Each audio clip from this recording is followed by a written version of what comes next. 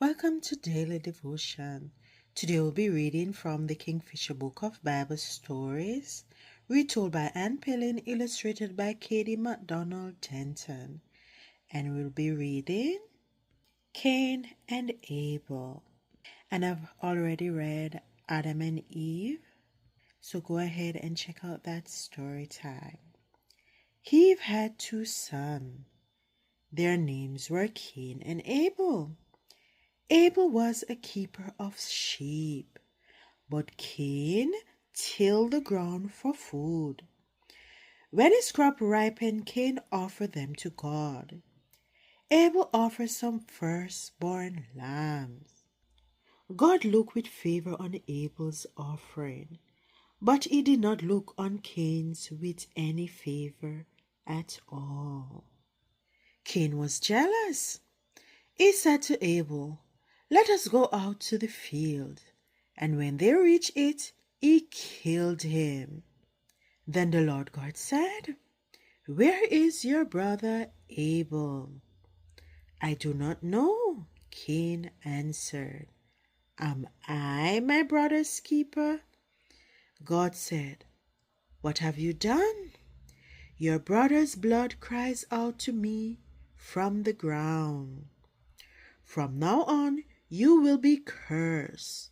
You will wander all over the earth, and you will find no rest."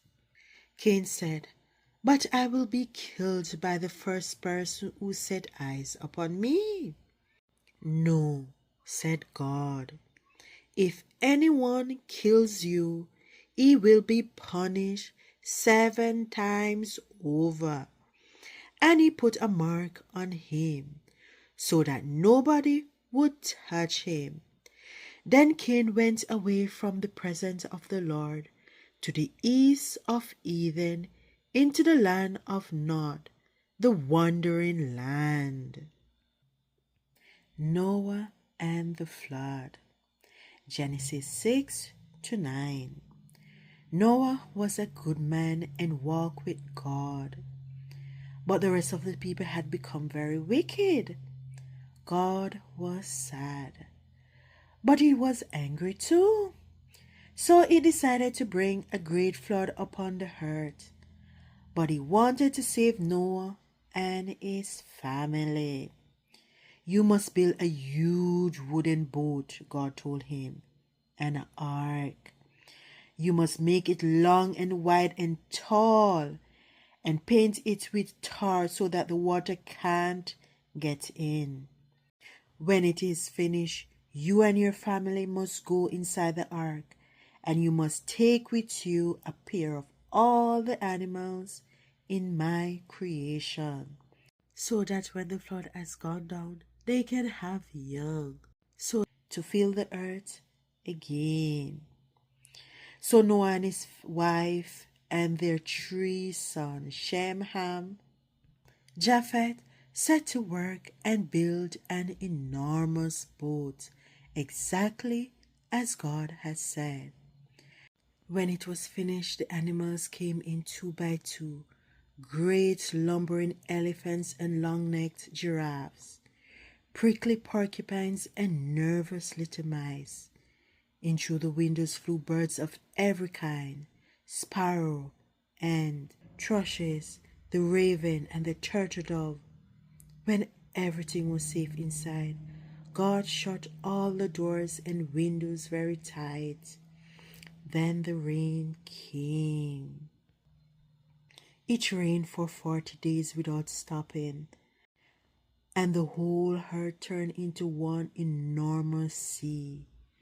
Everything on earth was swept away and drowned, all except Noah and his family and his animals, snug and warm inside the great big boat.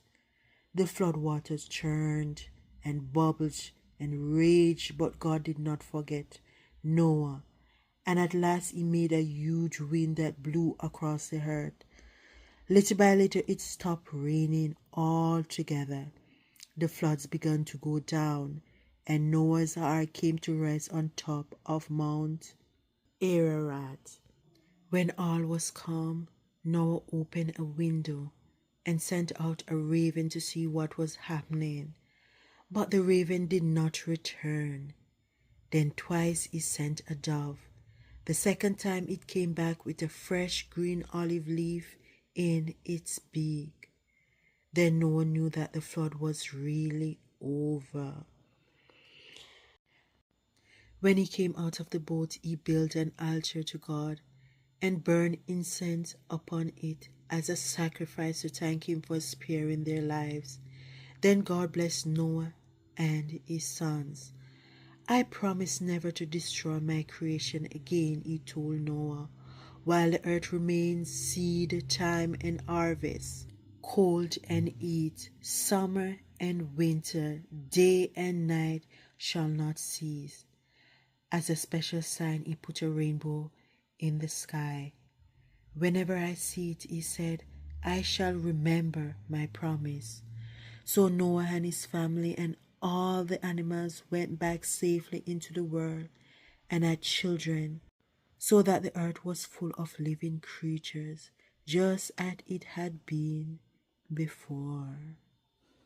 Join me again tomorrow for another Bible story, and tomorrow we'll be reading the Tower of Babel.